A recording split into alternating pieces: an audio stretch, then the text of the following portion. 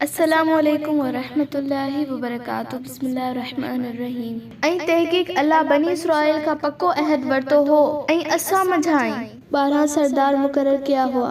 ऐं अल्लाह उन्हनि खे फरमायो त मां यकीनन अव्हां सां गॾु आहियां जेकॾहिं अव्हीं निमाज़ क़ाइम कंदा रहो, ज़कात ॾींदा रहो ऐं मुंहिंजनि रसूलनि ते ईमान आणींदो ऐं संदन मदद कंदो ऐं अल्लाह खे कर्ज़ हसना ॾींदो त अव्हां जूं मदायूं ज़रूर मिटाईंदुसि, अव्हां खे ज़रूर जन्नत जे बागनि में दाख़िल कंदसि, हेठां नहरियूं वहनि थियूं। उन खां पोइ बि कॾहिं तव्हां मां कंहिं कुफ्र कयो सो यकीनन सही राह खां भटकी वियो। बस पोइ संदन अहद तोड़ण जे करे असां मथनि लानत कई, संदन दिलनि खे सख्त करे छॾियोसूं। हू यानी अल्लाह जे कलाम खे उन जे असली जाइ तां बदलाइण या मिटाइनि था ऐं जेके खे नसीहतूं कयूं वयूं हुयूं सां घणे भाङे विसारे वेठा।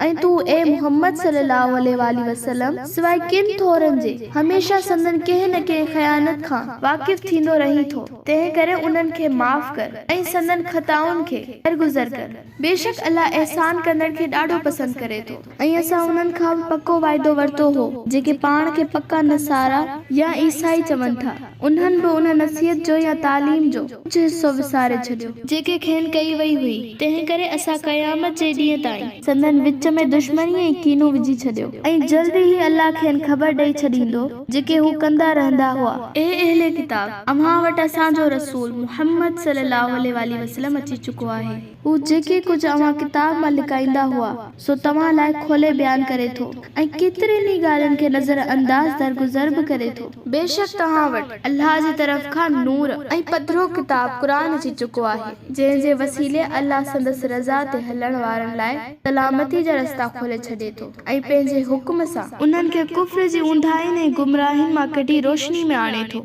ऐं खेनि सिधी राह इस्लाम जी तरफ़ हिदायत ऐं रहनुमाई करे थो। यकीनन उहे माण्हू कुफ्र करे चुका इन चयो त बेशक मसीह पुट मरियम ई अल्लाह आहे। ए मुहम्मद सल्लल्लाहु अलैहि वसल्लम चओ त पोइ केरु आहे जेको अल्लाह खां कंहिं बि शइ जो इख्तियार रखे थो जॾहिं हू यानी अल्लाह मसीह पुट मरियम खे हलाक करे छॾे ऐं संदसि वालिदा खे बि ऐं जेको कुझु ज़मीन में आहे तंहिंखे बि हलाक करे छॾे।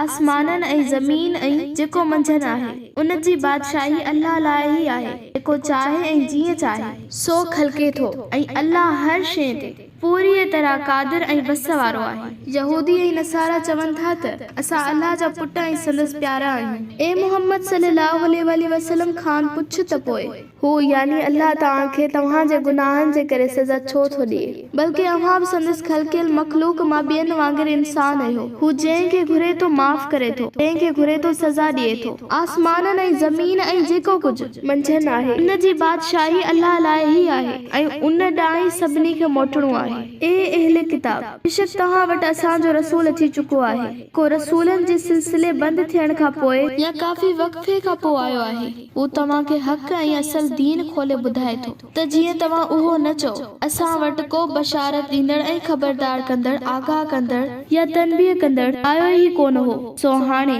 तव्हां वटि बेशक उहो बशारत ॾींदड़ ऐं ख़बरदार कंदड़ आख़िरी ज़मान पैगंबर अची चुको आहे। अल्लाह हर शइ ते पूरी तरह वस वारो आहे।